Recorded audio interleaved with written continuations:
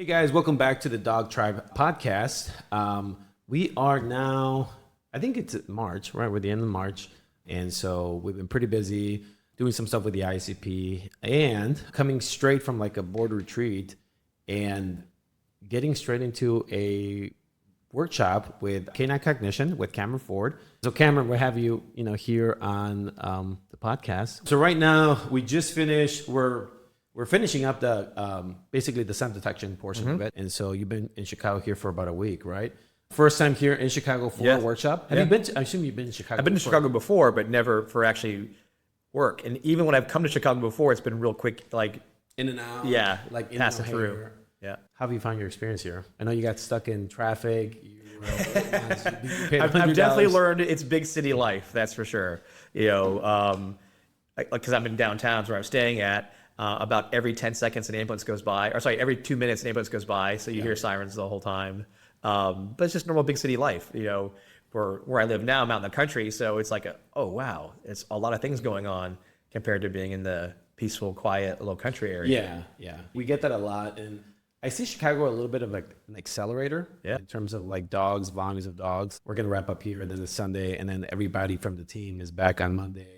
And we're going to start with implementing some canine cognition. So I wanted to talk about that for a little bit. I think that's like super important. So I wanted to get a bit about your background before we get started. I was just telling you earlier this week that we're at the board retreat with the ICP. And obviously the ICP board, you have, 8 different people from different backgrounds. And it was kind of shocking because I asked we were at a bar having a conversation and I asked some of them, I'm like, hey, do you know who Dave Coyer? We were talking about Dave Coyer workshop out in Wisconsin earlier in the year. And they were like, who's Dave Coyer? And I was like shocked. I was just like, what do you mean? What do you mean who Dave Coyer is? And then we were talking about Jay Jack, and I just decided to ask a question. I'm just curious, because I did a lot of rescue work when I first started my career, and then now doing a lot of sport work. And I thought, I wonder if these guys actually know. Are they in their own little bubbles of the world, in the dog world? And they were, I think some of them just didn't know. Some people knew Dave Coyer, some people didn't know who Jay Jack was. And there were some that just didn't know either, which was shocking to me. They've been training for 15, 20 years. So the dog world is a lot bigger than I think it is. So obviously you have done a lot of scent detection. So we're very happy to have you here and, have the opportunity to learn from someone like you. So tell us a little bit about your background. So for me, I was lucky enough. I grew up next to a guy who this is going to be, I've been doing this now 30 plus years. So when I was first learning this thing, my neighbor had a guard dog business called Canine Incorporated. This is like the late 70s, mid-late 70s. I was a little kid. And he also did the police dogs. So that was my neighbor. So that had an effect on me. There's always working dogs around me. I was really into it. At first scared to death of dogs, but then got into it. During that time, though, later in life, he ended up moving away. When I started my first year in college, I had a bunch of night classes, and in my night classes were some cops, and they were like, hey, you should come out and do a ride along with us.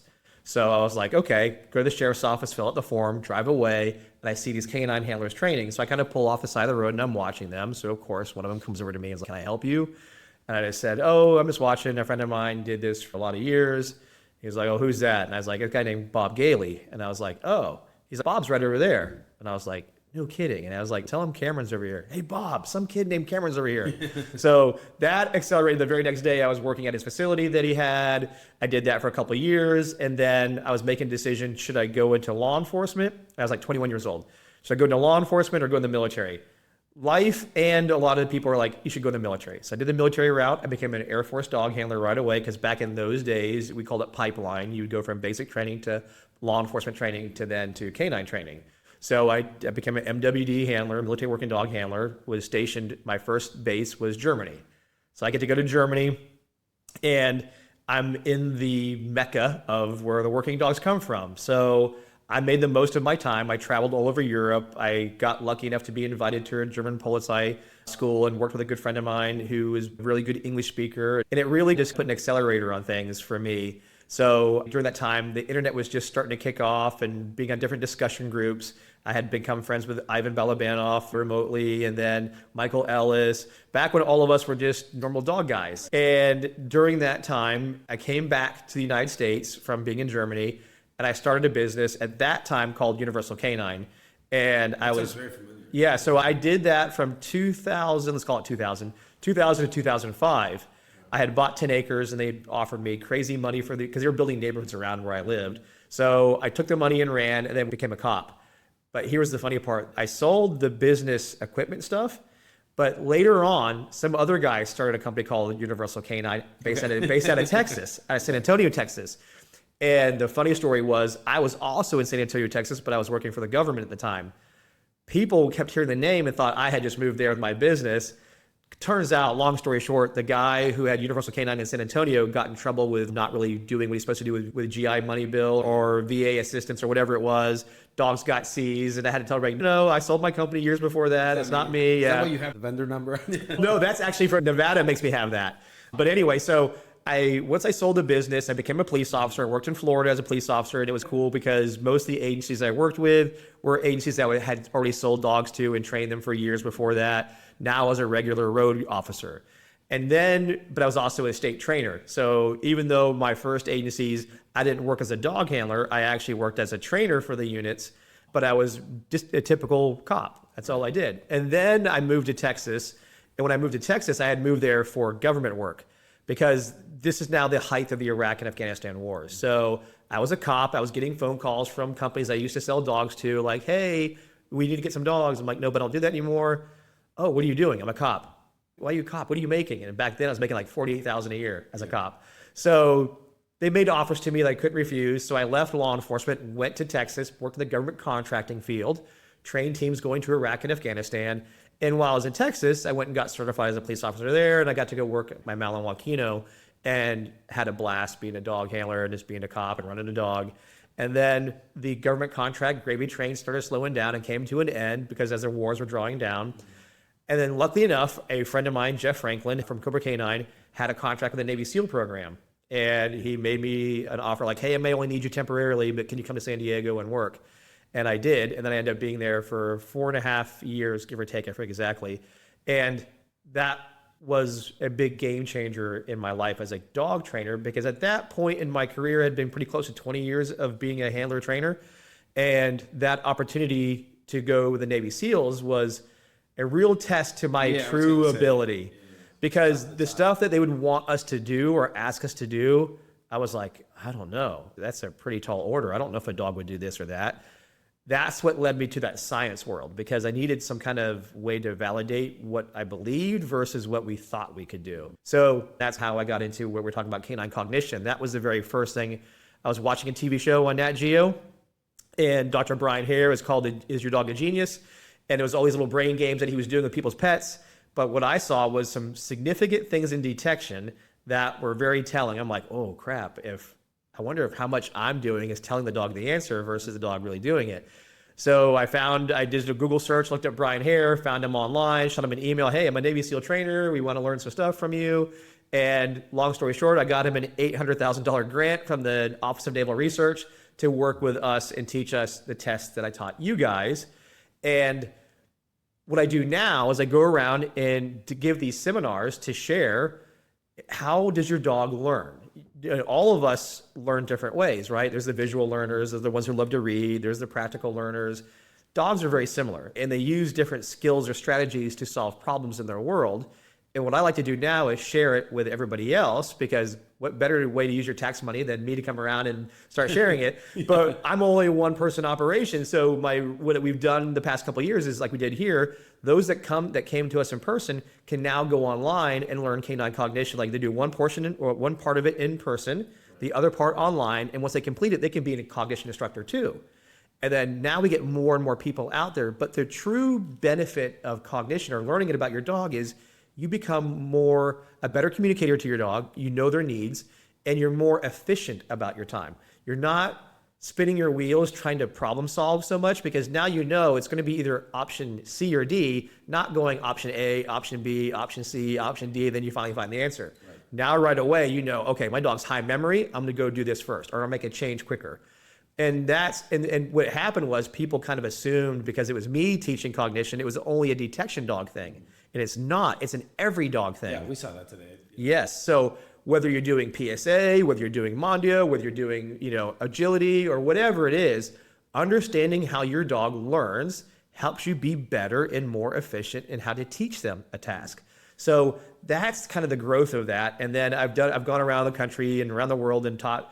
And now there's probably a handful of instructors that are out there also doing it. You'll see ones, or there's a Georgie in the UK. She goes around and does it. Kimberly Hall in the United States, she goes around and does it. I have another guy in Australia doing it. One of the Clay just finished it the other night, so now he's going to be a cognition instructor. Oh, really? He Clay, just finished it. Yeah. So he just finished it. So now he'll be another one. So there's already 3 or 4. There's another one, Tony Stokes in Pennsylvania. He's now a cognition instructor too. So the goal is, and like you and I were talking, is to try to get people to understand, like, the more people learning this and doing this, it's really going to add to the training, or even potentially add to those who do a board and train business or a training business in general. I know that you can speak on that even better. Yeah, for sure. There's definitely a lot to it. I feel like we have a pretty thorough process here. I mean, it could always be better, right? We've definitely narrowed it down, a combination of different disciplines. Specifically, when you do sport, I'm a firm believer that everyone should train the dog to a standard. Like, as a trainer, everyone should train the dog to a standard, whether it's scent detection or AKC obedience, whatever it is, but something that essentially your peers have agreed that, hey, this dog is trained to this standard, right? And so typically we go engagement markers, spray engagement, disengagement markers, exposure, that kind of stuff, recall games or marker games. And we've even narrowed it down, which is like place games or down and stay games, that kind of stuff, where when we teach it to people and we teach it to our trainers, they're able to replicate it pretty quickly. We're talking about Cato board, like there's an entire exercises you can just do with that. But it wasn't until I saw the Canine Cognition stuff that I thought, okay, there's something more to it. Because I think I reached out to you to get you on to speak for IACP. I think it was 2 years ago. Yeah, 2 years ago. Right? Yeah.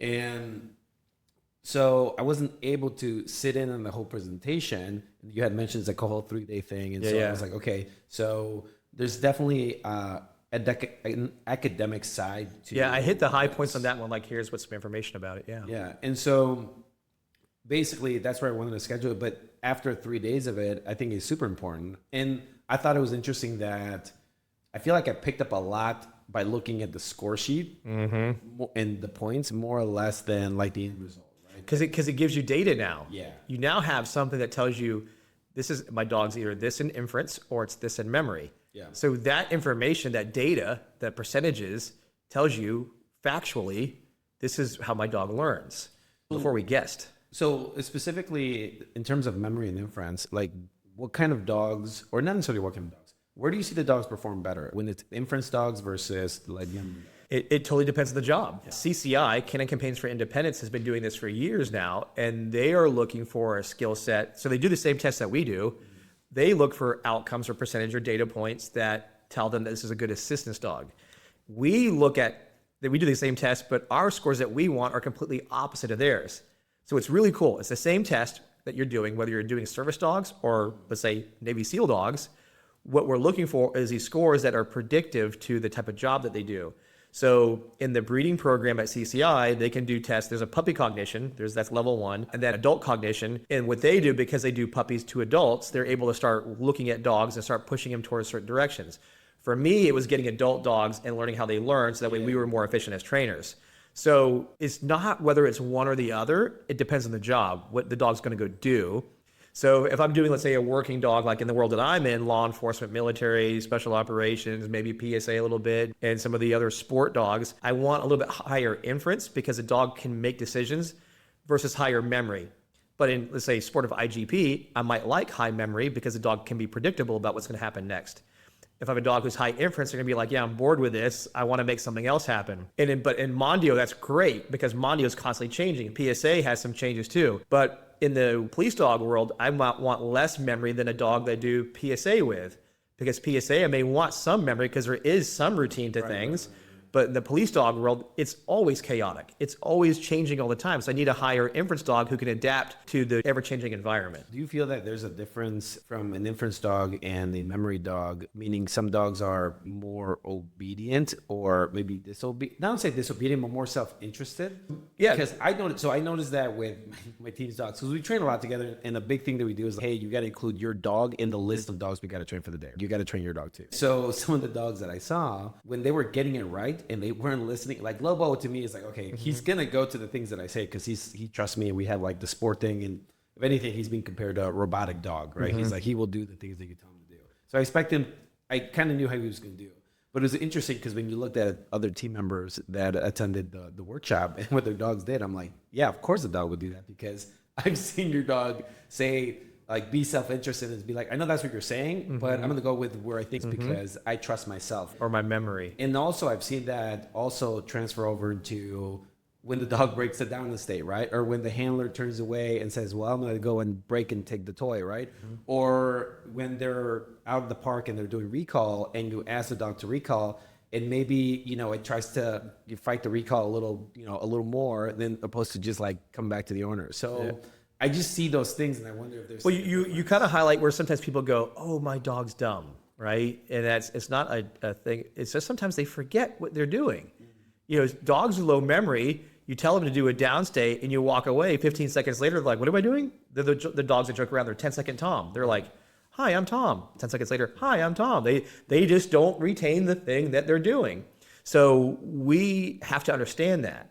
So if I know I have a dog whose memory is low, I have to kind of do things to help that memory or create schedules that match their skill and then try to draw those out longer and longer and longer. So you don't think that they're disobedient or more self-interested? They're just dogs that forget what they're doing. There are some dogs that are, right? They're highly motivated, so they want the thing and they're going to come up with any way to get it. That's your higher inference dog.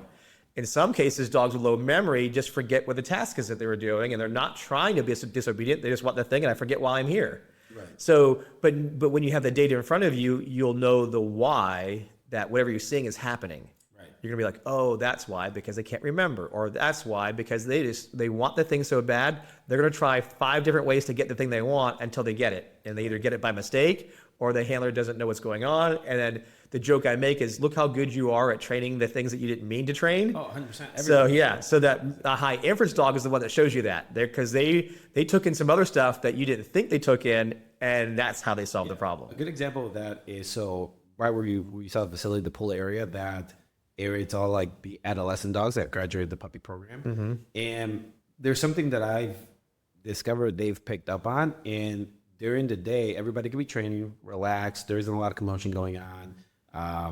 They're doing their thing, or they can even be out in playgroup in that main area, and you walk through and it's not an issue. So they see you, you open the door, they see you, and they don't care. Yep. You walk through, and then you open the gate, and when they hear that clink in the middle, then it's a predictor. All of them are like, woo, woo, woo. It's like, okay, you saw me walk through, and some of the trainers are a little confused. In my mind, I'm like, oh, so they picked up on this. You'll have the 1 or 2 dogs that did, and then because they did, the other ones react. Everybody else does it, right? And in my mind, I'm like, if we can be this exact about all of the behaviors that we're training, that's where like the next step in training is for us. What is your process for selecting dogs and puppies? Because that's always people in competition sports. They're always like, who's gonna be the great dog, right? In my mind, I have like a 3-step simple process of just like, if you can trade for food, and if you can work with me for what I got, I love it. So if I get a flirt pole out and you're like, I'm crazy about the flirt pole, cool. I drop the flirt pole and I offer and lure with food. You go to the food and you can switch back and forth. I like that. Yeah. It's a very even dog. But obviously there's so much more to it. What is your process in terms of selecting a dog? So again, depends on the job, right? So certain jobs require certain skill sets. Like the last world that came from the Navy SEAL world, we wanted dogs that were really internal, dogs that weren't over the top with barking and they didn't know how to contain themselves. I needed a dog that was really motivated, but was really quiet and focused. Right. So what I still tell people is still select your subjective way, the things that you liked about whatever you're going to go train the dog to go do. Once you've picked that dog, whatever that dog is, now do the cognitive test to learn what that dog tells you. Now, if in that cognitive test, and you know what the cognition means, and you know what the scores are that you're looking for, if that dog that you tested subjectively doesn't match your cognitive profile that you're looking for, you may need to reevaluate why you picked that dog. And an example of that is, so if I pick a dog that I liked subjectively, let's say whether it be for police work or whatever else, and then I see the memory score is way too high, I might make a decision and say, you know what, I don't want to deal with that issue. I'm going to deal with it. I'm going to go pick another dog that still finds what I want or still meets the subjective scores, but then meets the objective scores, which is the cognitive profile. Versus taking the dog that I didn't. Because before, when I didn't know cognition, I would just take the dog as it was because I liked it subjectively. But now with that layer of cognitive testing over it, I can also predict what issues I might have. Right. So now here's a caveat to that. If I get a dog who's just barely outside the standards, I'll probably keep it because I know I can adjust. Mm-hmm. It's where the line is where how much adjusting do I have to do? Is it worth it or not? Or is it better just to go find another dog that does do what I want it to do and scores cognitively in the profiles that I'm looking for?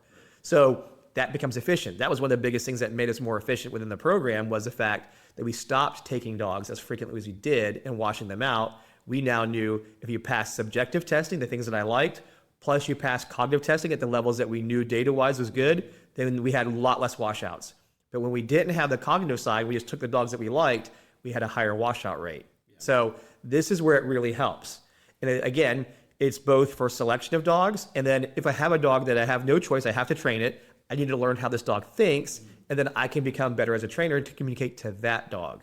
So it's twofold. It's to help it become a better trainer and to also help us select better dogs. Right. What are some of the problems that, say, a memory dog will have versus problems that an inference dog would have? Because in my mind, once it decides where something is, it's going to try that over and over again. I would assume that would be that similar issue, right? So similar, again, knowing what the dog is going to be required to go do. So in certain aspects, memory is fantastic. I want them to remember all the details. I want them to remember where this is at in the house and where that is at in the house. So again, service dogs, memory is great for a lot of things.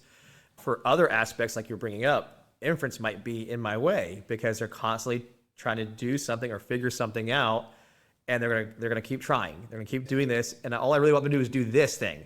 But again, if their memory is low, they don't remember, they're gonna keep trying things. So if I have a high inference, low memory dog, it's gonna try things until it gets reinforcement of the thing that it wants. Right. High memory dog, low inference dog, it's gonna keep doing the same pattern over again.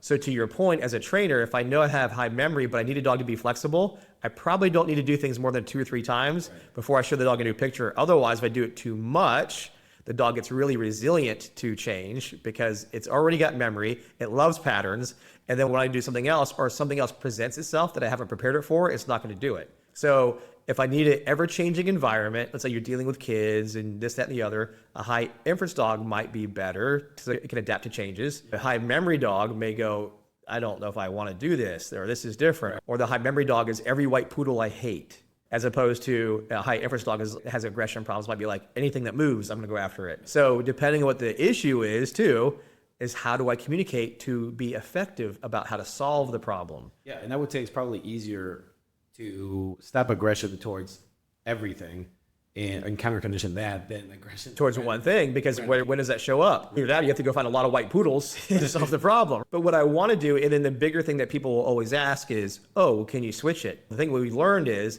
once they get past 16 weeks, they're going to be the stronger on the one side or stronger on the other side. They don't switch. And I won't say it's a never thing, but I'll say very rarely do you see the dogs flip this cognitive skills. Yeah. It's a high percentage they are what they are, just like we are. Yeah. Doesn't mean, but dogs are your best window of time. It's not a guarantee, but the best window of time is between 8 weeks to 16 weeks. If you see that they're stronger in the one category than the other one that you may not want, you have a small window of time that if you do, let's say, brain games with a puppy that you want higher inference, you have an opportunity that it could flip. But after that, after you get to 5, 6 months old, they're pretty strong to be where they're at. Again, the younger they are, the easier it is to affect some change. But the older they are, a year or more, they're going to stay pretty well in that category, either high memory, high inference, or opposite. That kind of brings up a question. So under, you said 16 weeks, under that age, can do exercises to help balance them out. You have an opportunity. It doesn't mean it's always going to work, but from what the research says and talking to those that are subject matter experts on it, they'll tell you it's your best opportunity to see it switch, but it's not a guarantee. But out of all the options, it's the best option. Got it. What is your training process? So taking cognition into account, what does your process look like? Yep. What are your steps? Yeah, so for me, the primary job that my company does is detection. So what we do is we obviously do those tests, see what the dog is, and we get the pups that we like as far as what their skill set is. So we like higher inference and lower memory. And when I say lower memory, it just means it's 50%, give or take. It can be higher, it can be a little bit lower. It's like less obsessive. Because when I think about memory, I think about one of my Malinois, Agave, who, once she learns something, she learns it and it's really hard for her to pivot. Correct. Versus also the Malinois that my wife was handling. Brittany, that one I feel like we'll try all kinds of stuff, a higher level of inference. Yeah. So we want a higher level of inference only because in detection, the environment changes all the time and the odor can change quite a bit. Yeah. So I want them to go, hey, this is close enough as far as like this chemical exists, but I don't know it with these other chemicals there, but I've smelled it before with other chemicals. So I'm going to tell you it's there. The whole game has changed. Yeah. Where the high memory dog is, I learned it with this chemical and then maybe some other background chemicals that are non-target, and they get really good with it. And then you show them that same chemical with other background chemicals. They're like, nope, not what I'm looking for, because they're very specific about the whole picture. So if I have a high memory dog in detection, I'm going to show them changes in pictures really quickly. So what we do is we pick the dogs, the puppies, we get the ones we like, we do the cognitive tests, we see where they are, we work with the ones that meet the goals or the objectives of the scores, and then our training begins where we're doing what we call step 0, which is the developmental phase. It's searching for toys, searching for food, going different environments, because the number one thing that washes out working dogs isn't really drive too often or isn't really their skill set, it's the environmentals. Yeah. They're not being confident in new places. So what we want is the dogs that are really resilient and bold in those things. So when they're puppies, we show them all kinds of places. It's just good generalized training is that we go places. So we build the environmental skills, build confidence, build searching skills, and then we start doing fun games like impulse control, how to focus on something, maintain drive, control drive in the sense of I can keep it internal and then release it on cue. So basically from, let's say, a 10-week-old puppy till about 8 months old, we expose them and do lots of stuff. You can definitely do some odor work, and a good friend of mine, Pat Nolan, does this. But I try to share with everybody, I'm not Pat Nolan, you're not Pat Nolan. Pat Nolan, when you watch Pat Nolan do puppy stuff, he's already thinking of the 5 steps ahead. So though we're watching videos and he's really successful and everything he brings up is spot on as why he's doing it, because it is valuable to teach them some odors, but you may have some fallout for some other stuff that you did not intend to train at the same time.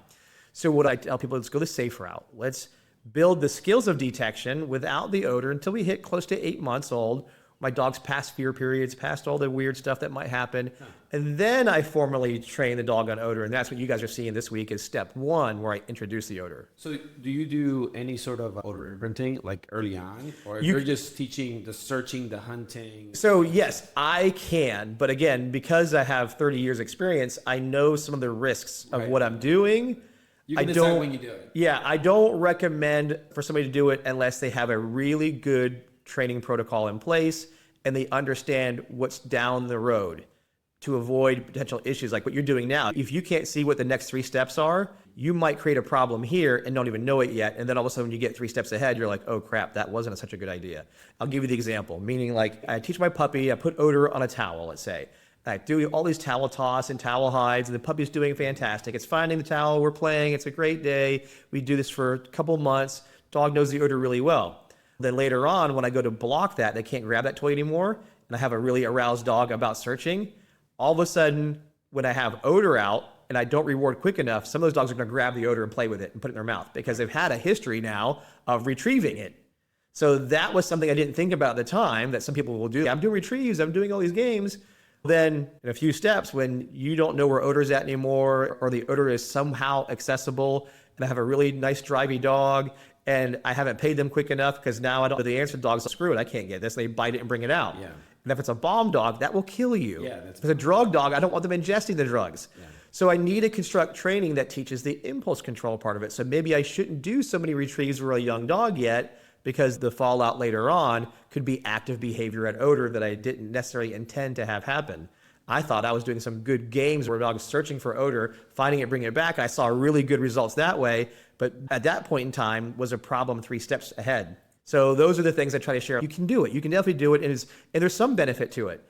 But if you're not skilled in that field yet, I don't recommend it for the average person because there's fallout that we joke around. You're going to pay the man at some point. And if you make mistakes, you're going to pay the man later on. So let's just go the safer route, teach some really good environmental skills, get the dog robust in its environmentals, good about collaborating with me just enough, being independent the right amount, searching, active, confident. That's what I want. And then once you reach a maturity level, my communication skills are there. The dog knows how to play with me, knows how to interact with me, knows impulse control, search is really good, environmentally sound. We're great. Now I can go into odor.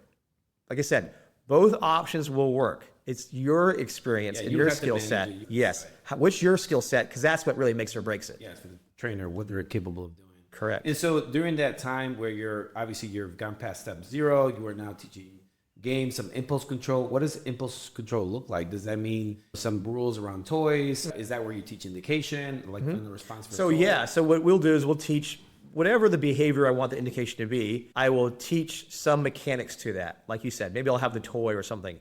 And all I want you to do is, if you see this thing, be focused at it. And then I release you. And this is where I teach reward location signals. Okay. So I may have a marker that means reward in front of you, and I have a marker that means reward at me. And with a young dog, I can teach that pretty well. Again, this comes into as little as possible, as much as necessary, because if you do too much one way or the other, or you do this too much outside of odor, you'll get a really operant dog who thinks it's all about behavior. So that's a tricky slope. I always tell people, yes, you can do some of the stuff, but be careful, don't do it too much, because if you teach a dog who becomes too operant about behaviors, later on when I'm doing detection, they may offer the behavior, because there's a huge history now. There's a big bucket that has a lot of reinforcement in it for a behavior that I don't have enough in odor yet. So this is where, again, I'm watching the dog and I'm looking like, okay, you have a good concept of this. I'm good now. I don't need to do it a whole bunch with you. But we as people, like, I like it. This dog's doing it. I'm gonna keep doing it here. I'm gonna do it here. I'm gonna do it here. I'm gonna do it here. And before you know it, you've built 1,000 repetitions on a behavior before you even got to odor.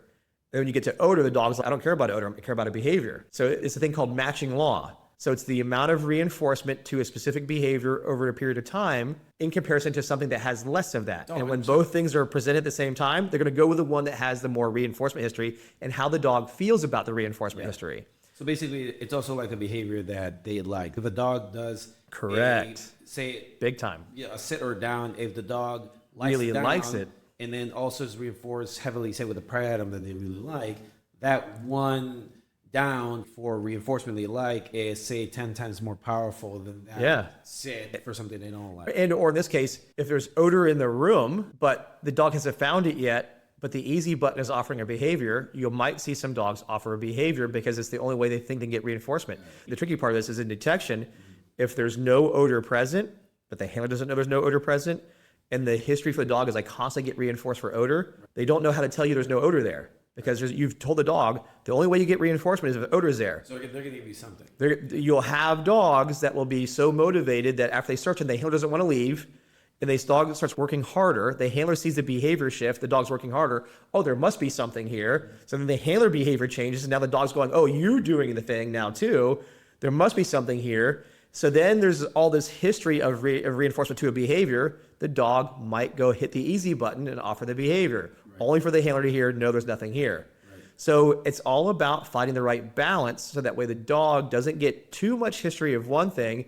And in case of the option of two things are there at the same time, let's say, I'll give the story so people can understand it better. So in the research, they trained a rat to press a lever in a box, right? And they did this, let's say, 700 times. Rat presses the lever, presses the lever, presses the lever. Then they teach the rat to press a button in a different box. Rat learns press the button. The rat gets good at it, but it has 300 times of pressing the button. Put the rat in a box with a lever and a button. What gets pressed? Is the lever. Lever. Yeah. It's got way more history to it. So that's in what we're talking about here. If I put too much emphasis on indication over odor, indication is going to get pressed. If I put a lot of emphasis on odor and less on indication, I'll get odor, but I may not get the indication exactly like I want. What people get wrapped around in detection is they think the indication is the end-all be-all. No, odor is the end-all be-all. I really don't care what the dog does as far as its indication, because the real world may actually prevent my dog from doing the indication. But I want the dog to do is stay at odor. If you can sit or do the fancy thing, do that. But if you can't, I want you to stay at odor. Yeah. And the struggle sometimes happens if the dog can't stay at or can't get in the position. They'll struggle because they think they have to be in that position. And if the handler only reinforces that position, the dog goes, oh, it's about the position, less about the odor.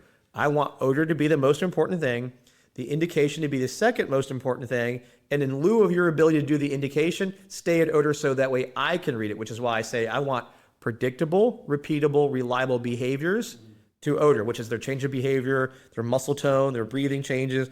All of these things are the predictable, repeatable, reliable. The physical indication, whether it be a sit, a down, may or may not be able to happen depending on the condition. My job is to read and interpret my dog. And if I can tell there's odor there by those predictable, repeatable, reliable things, I've met the requirement of saying there's something here. That's the important part. But a lot of times we see things on the internet or on social media or whatever, and we're like, ooh, I really want that really pretty indication, but it might come at a cost if you value the indication over the odor. Because people are so caught up on making sure that the dog looks really strong. Yeah. Bypass the actual reason why we're teaching this, which is finding the odor, and not necessarily because we want a very clean, fast indication. Yeah. It's like the same thing in protection sports, is that where people really focus on one specific skill, and there's so many other things to teach. And also, if you look at score sheets and what they judge for, you'll realize that there's a hell of a lot of other things to be concerned about other than this specific thing, right? But we're drawn into the things that we find sexy and appealing. Right. And again, the dog starts learning what is the reinforcement for. Right. And in the world I come in, where we get it out of balance, sometimes we get so focused on an indication that we miss out on capturing odor, because when odor may not be within an inch or two of the dog's nose, and it's 3 feet from the dog's nose, or it's 6 feet high, the dog doesn't have that history. So back to that matching law thing. If my reinforcement schedule and my dog's training is always, the training is like behind the seam of something, it's always within a couple of inches of finding it, and I have lots of repetitions of that, and I only have, in comparison, few repetitions of it inaccessible, the dog will struggle. And when the dog struggles, they're probably not going to offer that beautiful trained response anymore, because they're like, I can't get close to it. Versus telling the dog, hey, odor's there, and if odor's there, and this is the closest you can get, tell me. Yep. But that's a skill we have to show them. We have to show it in training numerous times, build it, even those scales back out. But again, we may not think about that sometimes. We get really excited. Training is, we set up the canned routine training, or we train the same spots, same context. I could go into the whole thing about context, but we got to be careful. Balance your scales out. Make sure that you're giving the dog the skills of how to communicate to you, even when you don't know the answer, whether it be competitively or professionally if you're on a deployment or doing an operational search. We're getting ready to start a detection program. We're actually working on it for a couple of years. People just love sun detection, and I think that when it can be done very well, people are even more excited about it. What are some common mistakes that you see people make, like novices, just getting into it or just starting off and training their dogs? What are the mistakes? And then also, what kind of advice do you have for those people? So first thing I see is the dog may not have a clear picture of what you expect from them. So you have to go, what do I want you to do when you're at odor? The biggest thing, like I was saying a second ago, is not making odor the primary, most important thing. So as you guys have seen the past few days, it's all about the odor, and the odor dictates what happens next, not a trained position or an indication per se. So that's probably the bigger one. The next thing is they either stay too long doing something, or they go too fast. Right. They move too quickly. And this is a case-by-case basis, because both are true. I see too fast sometimes. And depending on the type of dog you have, that may be a bigger problem, right? Because the dog can get really good at boxes or searching cardboard boxes or the tubes. But as soon as you transition, depending on the type of... So now that goes to context, right? Because I only have boxes, I train heavily on boxes, and the first time I show my dog, let's say a PVC tube or a wall, the dog like basically tanks because they're not used to that context. So I have to, our big goal is to show the dog different context. The other big thing that's newer is show the dog a new version of the target odor you're doing sooner than later. So whether you're using cocaine or birch and nose work, go to somebody else's cocaine or birch within a day or two, you started the one. In fact, research just came out the other day saying that. It's super important if you want the dog to be robust and its ability to tell you there's odor there with the different profiles that could exist, show them more profiles sooner than later. Because if you keep training on the same odor, like the odor that you have, and you have, again, hundreds or thousands of reps on this, and then the first time they get to see another version of it that somebody else had, or it's cut a different way, or whatever it is, the dogs aren't going to be as strong.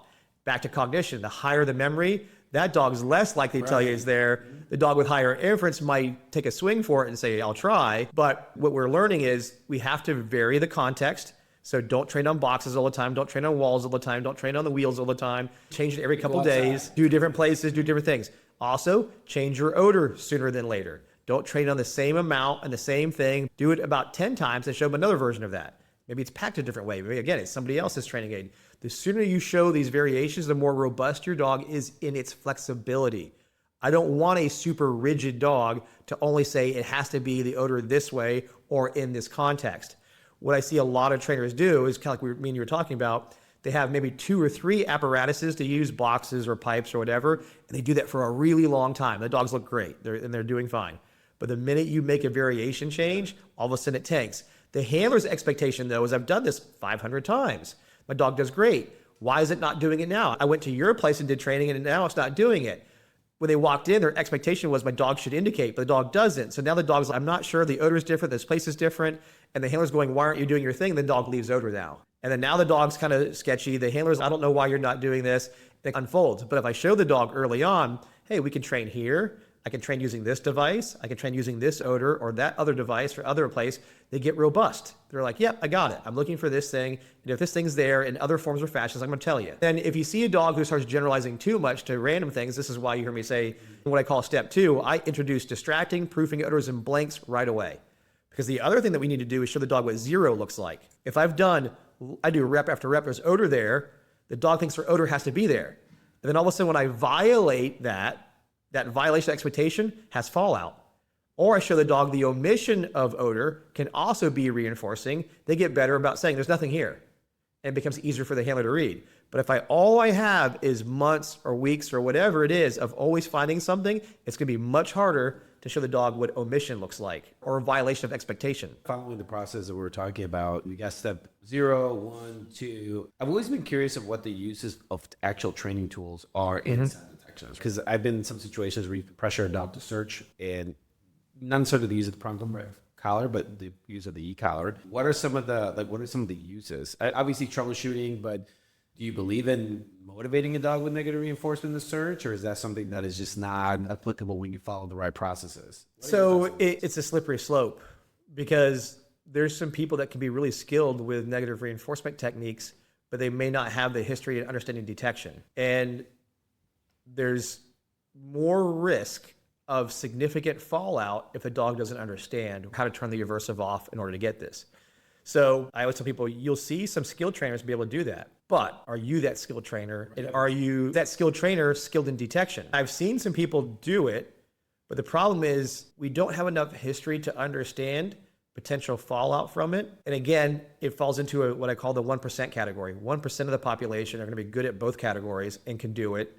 But the 99% of the population can't do it. And though the 1% can, trying to mimic that, there's too much risk of a negative or adverse reactions happening, and then again, devaluing odor or the experience. Because it's not just necessarily the aversive, it's also how the dog feel about this. Because we already know some dogs will take an aversive and they like it. So we just have to be very clear, and detection is a thing that's highly intrinsically reinforcing by itself.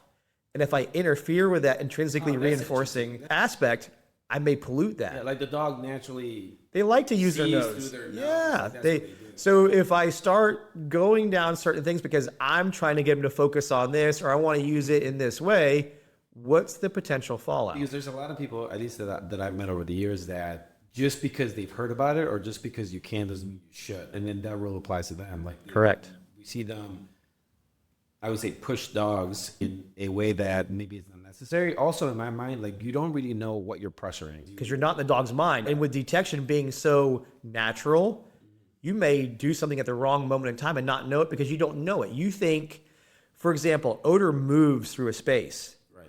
But to you viewed the dog was screwing off and going off and messing around. Right. So then you decide to use negative reinforcement to pull them back into the search. But what you didn't know was you also drove them off of odor because the odor was moving that way. Right. So this is where it's a tricky slope. And in other categories, negative reinforcement can be super helpful. In detection, there's just so much more to think about than it being as, we all know dog training isn't necessarily black and white, but there's certain aspects of dog training that can be a little bit more clear where a boundary's at. Right. But in detection, it's the environment, it's the odor, what the odor's doing, what the dog's doing, how's the dog working, what's the handler doing. There's so many variables at play that you have to be super skilled. Like even that situation that you're talking about, it's even more challenging. I would assume if a dog leaves, is you think the dog's messing around, but maybe it's following order, right?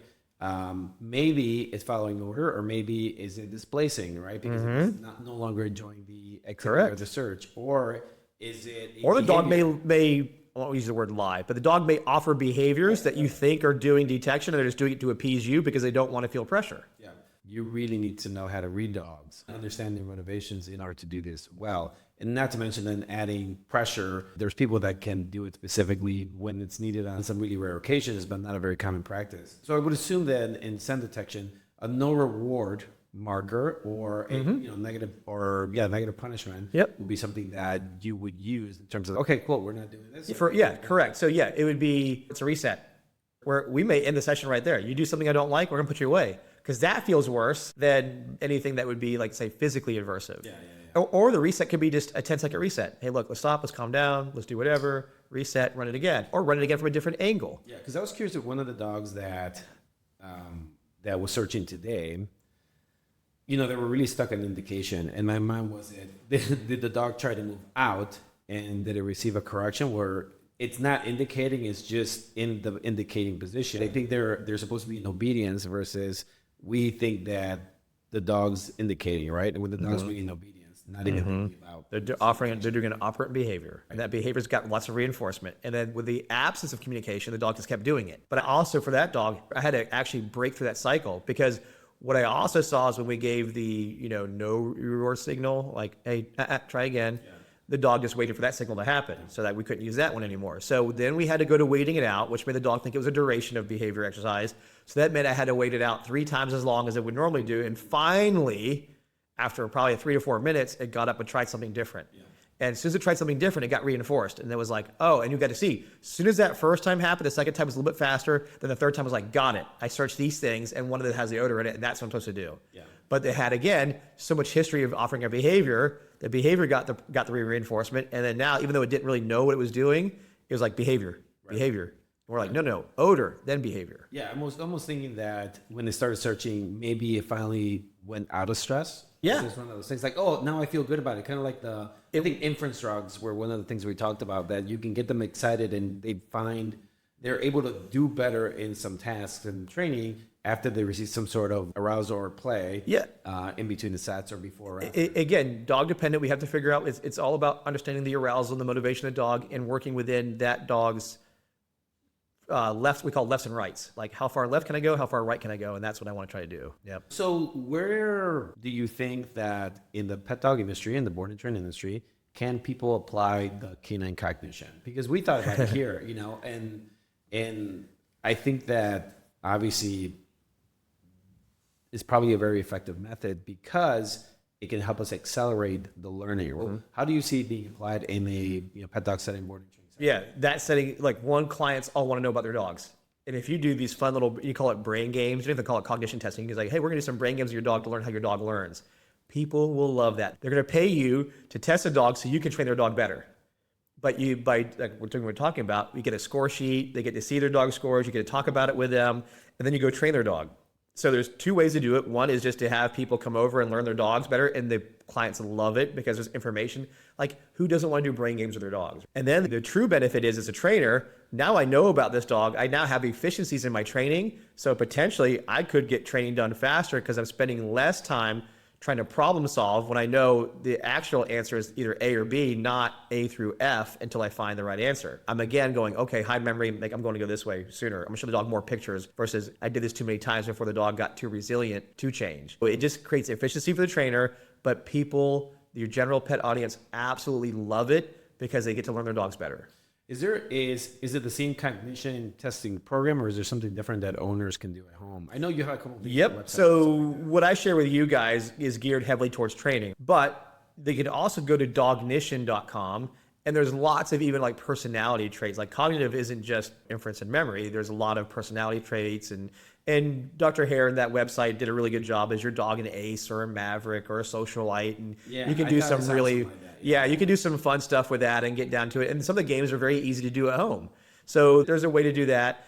But again, when people are just pet owners, they may not totally understand what's happening. So incorporating that as a business, you guys could go to dognition.com, do the stuff that we've shared in Cognition, and to do your own hybrid version of do these tests for some of these dogs and do these tests for dogs that we're going to train.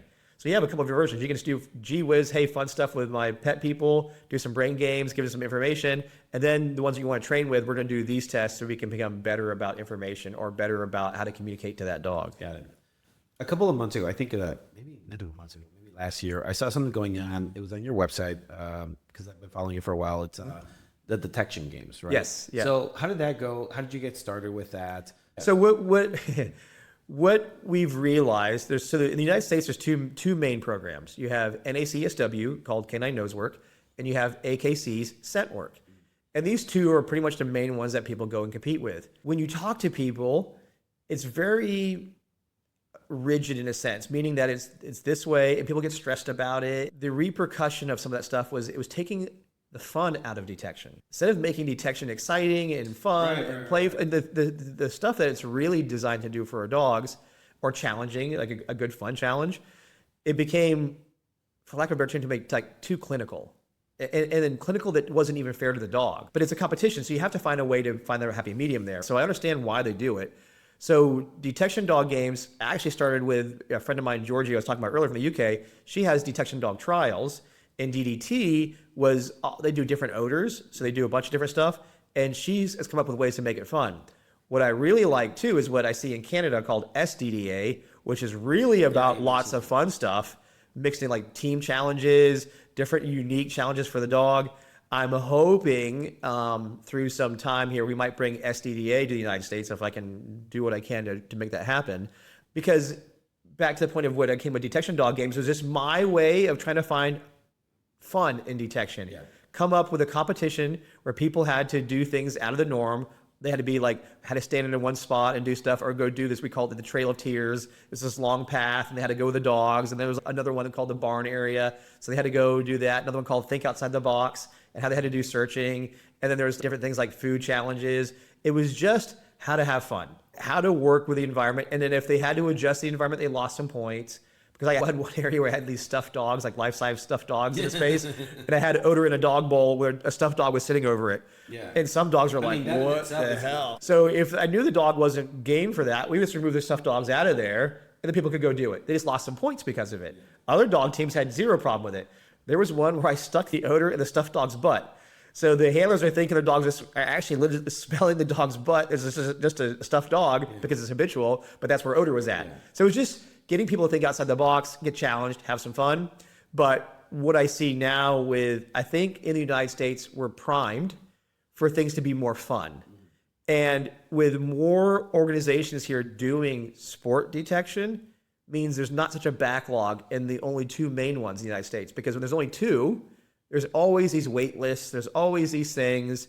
But if we have more options, and the options have some fun and unique challenges to them, like you and I won't go into major detail, we'll keep it as a spoiler alert, but escape room for detection. Right. That was a super fun idea. Yeah. So things like that, like we can have fun, still do detection, still enjoy it with my dog, maybe still have, because what turns it into is, I want a ribbon and I want a ribbon. How about just have fun with the dog? Does your dog ever care about a ribbon that we've earned? No, but they've had fun with you. Yeah. So I don't care what the placement is. Can you solve the challenge? And that's where I see programs like SDDA that turn it into fun and make it challenging. It's less about a ribbon and more about, can we accomplish the thing? Could I do it in this way? And can I do it with a friend? Could we have two dogs search in the same space at the same time and be successful? Could me and my friend do this and the best score? One side of the room, the other one tackle the other. It's kind of like best ball in golf. Yeah. Like if you have 4 search areas, choose your area wisely. If you think this team is really good at, let's say, containers, that's what they get to go do. I mean, honestly, it's not even like yes, it's the brain games, and obviously this is like an amazing, super cool experience. But I feel like we've done that with classes here. There's a class that we run that's called Games for Self-Control, and honestly, I don't know, it just made sense because when I got a bunch of the Malinois and Dutch Shepherd people and they're like pit bulls, that just has a lot of intense energy. And we just started getting them to do very creative things, and I realized that it was the games that we expected of people to play and the skills needed to play them that taught the owners how to be better handlers. Exactly. And I feel like it's not even about it's about keeping things fun, and people can already do that. They can just adjust their curriculum. And the biggest thing about these games of detection, it keeps the handler out of the way sometimes. Right. Like there is no way to help. All you can do is do this. So I want to pick up the conversation about trainer education, because obviously that's a big, part of what I do for the IACP. I'm the director of oversight for education, so I work with the education committee, helping them put together curriculum for dog trainers. That's something we're doing here at the Dog Tribe Academy. What advice do you have, or looking back at your career, what are some different things or something you would have changed or advice you have for younger trainers or people that are just trying to get into it? Because at least from what I understand, the industry is supposed to double in the next 10 years. I'm sure. Right? So it's just crazy. And so there's a lot of lack of standardization and, policy and all that kind of stuff. Yeah. But what advice do you have for younger trainers getting into the industry or curious? Honestly, be flexible. Go out there and learn from different places. Don't get caught up in what happens these days in what I would call like the cult mentality, like this is the thing or this is a popular thing or whatever it is. And it could be really good and useful, but don't let that turn you away from other things that are out there. The biggest thing and again, I'll step back into my world, the detection world. What I want to do is have people be invested in not just learning detection skills, but learn the detection discipline that you're doing. So let's just say those people who want to get into becoming a bomb dog handler. I also need you to learn about explosives. I need to learn you need to learn how to be safe. Right. And that's not just dog handling. That's learning all these other things. So you need to learn not just the dog training aspect. You got to learn communication skills. You got to learn situational awareness, observation, all these different things that make you a better human being for either the task that you're doing or the training of the dogs. That's where the cognition part comes back in, like we're talking about. If I can do things that better you as much as it is about bettering and becoming a better dog trainer. We do lots of stuff towards the dogs. We do lots of stuff of training techniques, but we're not doing enough, in my opinion, to be better ourselves as communicators with clients, do better about business development, how to even do social media. Like we're talking about the podcast stuff. Like, what do I need? How do I do it? That was a whole, like when I had to learn that stuff, that was a whole new education. And you know what I'm talking about. So we need to look at things outside of the dog training world that also make us better as dog trainers.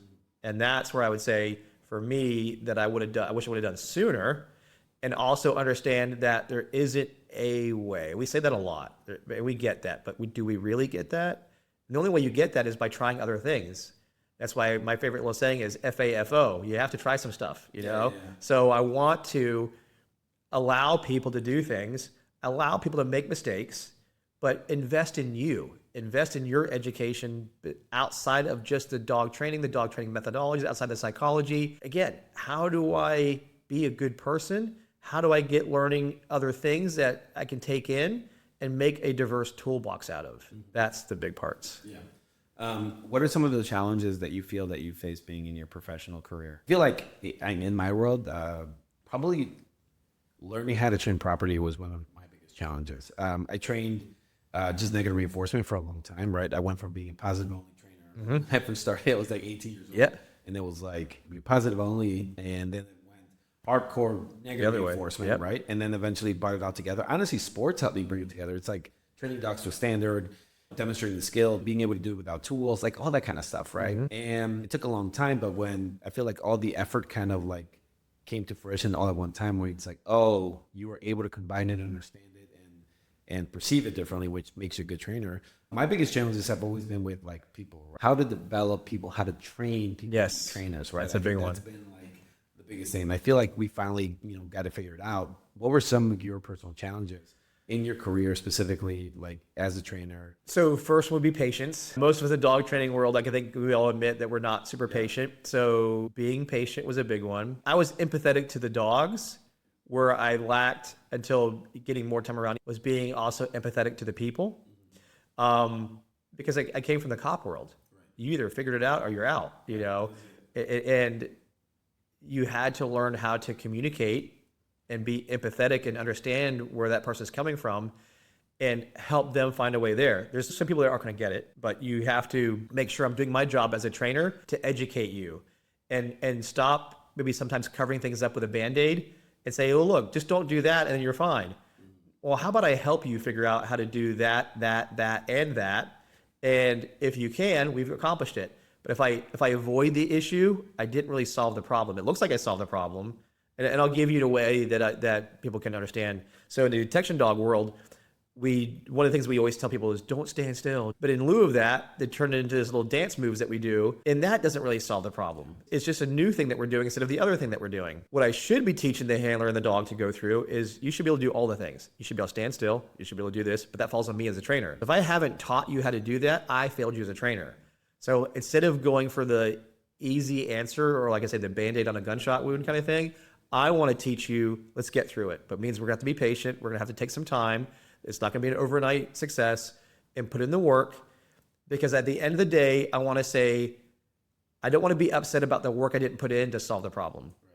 That's accountability. I have to say, okay, the other big thing I got, this came from training the Navy SEAL world, was instead of coming at you when I see an error occur and saying, hey, you did this and hey, you did that, all I really have to do is after the training session is done or whatever's occurred, I go to you and say, hey, give me 2 highs and 2 lows about that training session. What are 2 things that went really well and what are 2 things that didn't go well? They're always going to go with the things that didn't go well. They're always going to start there. And if they go with the things that I already know that I wanted to address them on, guess what? I don't have to address them on anymore. They've addressed it. So then I confirm that for them. Yeah, you're right. Good. You took accountability. You saw that occurred. How do you think you're going to fix it? What are some ideas you want to do to fix that? And they may come up with it. If they don't, I can start going, let's talk about this idea. Then if they've already taken accountability for the things that they're errors on, then I get to come out as an instructor and go, hey, but you know what you did right? You did this really good. You did that really good. So an instructor, I then endear them to me because I'm not coming at them with, you did this wrong. You did that wrong. That was incorrect. I want to give you the ability to say, okay, I know where the screw up was at. Let's talk together as the coach and trainer and to the handler and go, how do we solve that? Let's solve it this way. And we may have 2 options to solve it, the way that you're thinking of, or maybe the way I'm thinking of. Both could be right. Let's find out. But what I want to do is highlight the things that you did well and build your confidence back up because you're already beating yourself up. Right. I don't need to add. I don't need to add to it.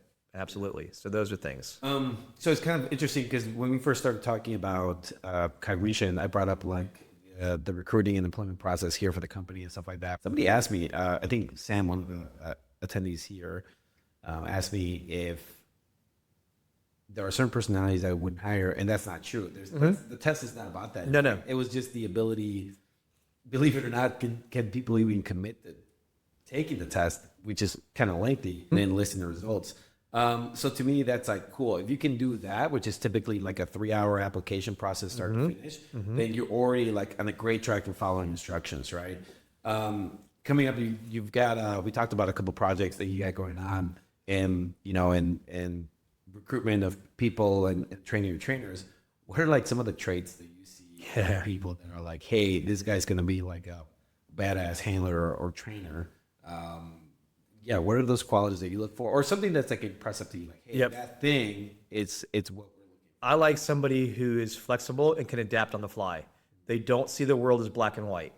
They see the world as can be kind of gray, and they're flexible in what their approach is. They're understanding to this outcome or that outcome, and they're cognizant of that. They're aware of it. So like I said, hands down, the biggest thing is that I look for somebody who's a problem solver who has a positive outlook. Don't highlight the things that don't work. I need solutions. If you're a positive thinker, you're thinking of how the solutions are. So I'm looking for somebody who's got a positive outlook, who is flexible, sees the world as a little gray, and they're willing to try some things and solve some problems. And in some cases, I am a little bit okay with ask for forgiveness versus permission, because if you hold back, or if I got to hold your hand through every step, you're actually making it harder on me. Right. So I need people that are self-motivating, good self-starters, willing to try some stuff, willing to tinker around, because I'm working off the dog. So you have to be flexible. You have to be some Teflon skin. Yeah, it has to bounce off of you. If you get wrapped around the axle and you can't get past something that happened in the last session, your subsequent sessions are going to suck. Here's a Ted Lasso quote: "Be a goldfish. Forget about what happened." Goldfish goldfish have a short memory. So those in the audience that know Ted Lasso show, be a goldfish. Don't worry about that didn't happen, didn't work out that way. Don't worry, forget about it. You got tomorrow. Ralph, do you have any questions? Anything you want to add? I'm not the most excitable person, so dogs aren't always. That's a good one. Dogs aren't always the happiest when they see me. They hear me and they're like, "Oh shit, this guy has a deep voice." Yep. What advice would you give me to kind of, I don't know, like be more preppy and get the dogs kind of wagging their tail, excited to want to interact with me? Yep. Find your inner 12-year-old girl that's a Swiftie. Okay. Turn into the little Taylor Swift fan and be like, "Oh my God." If you can praise a stump, you can praise a dog. If I see you can praise an inanimate object, praise that chair next to you for 3 minutes and make that chair super happy. That's great. That's great advice. Have that ability to get over it and be silly. Be willing to be silly, because if you can praise an inanimate object or get over the awkwardness of praising another human being in a dog way, you will then, being able to do the dog, you'll be like, the dog's way easier because the dog interacts with me and wants to do this stuff. and find the little things that you do that get the dog to react and keep doing those to the right level. And that will give you more confidence and go, okay, that works. And then you'll be the one that comes up with your own. We all have our own sayings. For me, when I'm working my dogs, it's, good boy. Yeah, you come up with your own thing that you use. And sometimes I don't even know I'm doing it. Like Natalie will mimic me. She's like, that's your thing to say, you know. So, and those that do that, you'll hear those that have that, whatever, like in the military, like, that's a good mama. They use mama for whatever reason, right? So find that, you know, but start off with something that feels really uncomfortable. That'll make you get over, like, doing the dog will be easier because the dog will actually interact with you. Yeah. But it's super awkward doing it to a chair. Like in the military, they make it do like an ammo can so that you're praising this ammo can on the ground. So they do that in the military. Oh, yeah. They're like, hey, you gotta learn how to you use the choke chain and a leash on an ammo can, and you got to praise it for 2 or 3 days. So they're like, tell the dog to sit. And the dog sat, good boy. And if you suck at it, we're hilarious. We're going to stand in front of you until you praise it the right way. We gotta do this. Oh, yeah. And it gets over awkwardness. Like every canine class I do, I make them praise each other at first, especially if I have somebody who's very stoic. I get them to get over it. Because if you can't, then why is that dog going to work with you? There's always like this illusion, at least from like the pet dog world, where we're kind of doing our best, and we're always searching for, I guess, lack of better words. Like I'm always searching for the boundary. Yeah. Like, where is the boundary of what you can ask someone to do? What kind of activities to enhance the training, right? Because that's what it comes down to, and that's where I notice a lot of like, you know, female handlers are very good at this because they're like so. They can't help it. They're so empathetic. Jovic. Yeah, exactly. Because they're nurturing. They want the thing to be, they want to connect. We're stoic. We're fixers. We're going to do it this way. So we come off at things being really rigid, where a lot of times it's more natural for a woman to find the empathy aspect. Engage with the dog. Make sure the dog's happy. Its needs are met. We're like, stupid dog, why don't you do that? I'm going to kick your ass if you don't do it, right? So this is the biology of humans. And we need a little bit more of, if you put, some stoic men versus women in general, women are just sometimes, like, especially in the detection dog world, a lot of the female handlers run circles around the guys, at least at first. You ever read any of the Robert Greene books? It's all about essentially staying alive in society, right? And so one of them was channel your feminine. Yeah, right? Because feminine energy is communication. Yeah, especially as a dog handler. Right. Dogs want interaction with us. And if we're too stoic and too rigid and too whatever, that's not natural. Right. We're acting like a predator versus engaging with the dog and being a team member, collaborator, and things like that, a pack member, whatever the term you want to use, you're engaging and playing. Like one of the most important things, and I know Ivan Balabanov teaches this, is how to play with a dog. Like sometimes it's not just, it's like play like they play, push each other, get in the ground, and get that interaction going. And then you can get into more formalized aspects, but be silly. Play like they play, do play bow, do this, keep it away. All these different things you can do that make it fun. When people don't naturally have those skills, do you think it's a little bit of repression, or is it a little bit of like, maybe they don't actually like it? Right? Because I think for me, that's the thing that I'm always looking for. It's like when someone is playing with the dog, play with the dog like you love the dog, like you want to interact. If you were a 5-year-old little kid, how would you play with the animal? Play it like that. And that always tells me a lot about how they feel about it. And sometimes it's, hey, it's awkward. And sometimes it's just like, it's not there, right? Yeah. Dog stuff isn't for everybody. I'm not an accountant for a reason. I can't do that stuff, man. I can't sit at that desk and look at numbers and get excited about it. In fact, I'm like, hell with that. Yeah. Yeah. But there are people that love it, right? There are definitely, this is why we have some great account. I've got a great account that works for me. I love that. There are the people, and this has happened to me in the cop world before, where there's a person that's been selected and they are black and white. They're the ones I want to do a murder investigation. They're the one that wants to do traffic homicide or traffic crash. So they're doing measurements and there's very concrete data and they can rely on it.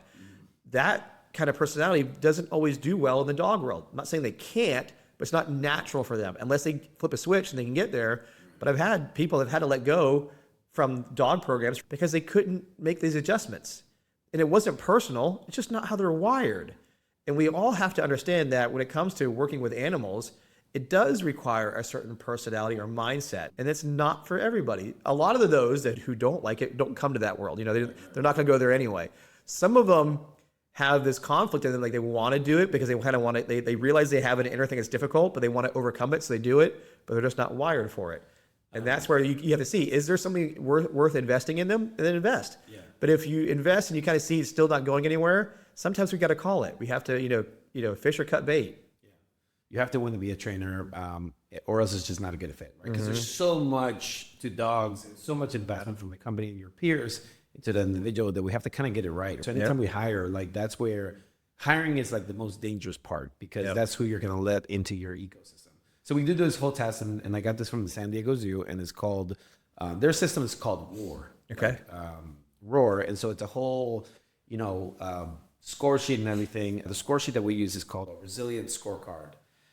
Essentially tests someone's overall commitment to what they're doing, right? In fact, it goes beyond that. I think the test said that about 50% of all employees are worth about 50% of what you pay them, which is crazy. Yeah.